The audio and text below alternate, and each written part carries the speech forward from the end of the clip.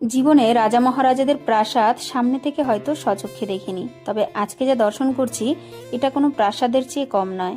আসলে এটি হচ্ছে ব্রজধামের রঙ্গনাথজির মন্দিরের সীসামহল।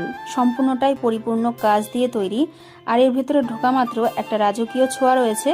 এটা ছিল জগৎ শেঠের বাড়ি, মানে জগৎ শেঠের প্রাসাদ। তো সেইখানেরই কিন্তু একটা স্মৃতিসৌধ হচ্ছে এই সীসামহল। এই সীসামহলে কিন্তু বিভিন্ন স্থাপত্য রয়েছে এবং এই সীসামহলের পরিকাঠামো ডিজাইন দর্শনটা কিন্তু ভীষণই সুন্দর। আধুনিকতা ছোঁয়া রয়েছে, তার সাথে রয়েছে একটা নতুনত্ব ইউনিক টাচ।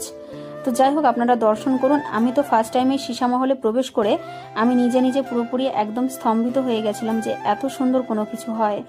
মানে প্রাসাদের চেয়েও আমার কাছে অনেক মূল্যবান মনে হয়েছে এবং অনেক অনেক সুন্দর লেগেছে। তো যাই হোক, আপনারা রঙ্গনাথজির মন্দিরে আসলে অবশ্যই সীসামহল দর্শন করবেন।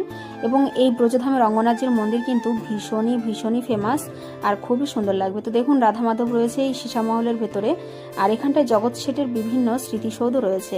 তো কেমন লাগলো অবশ্যই জানাবেন। সকলে প্রেমসে বলুন রাধে রাধে।